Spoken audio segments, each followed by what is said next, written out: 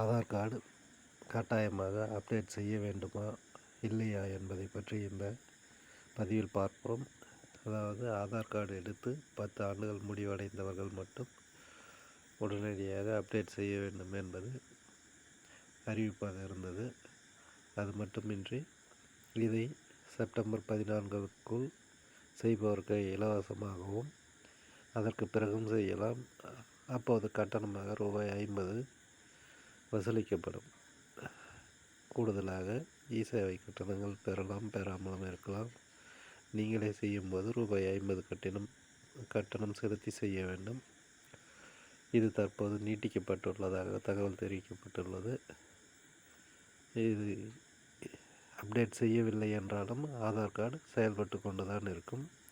எனவே இதனை பற்றி நீங்கள் அஞ்ச வேண்டாம். இது போன்ற தகவல்களுக்கு இந்த சேனலை பின்தொடரவும்.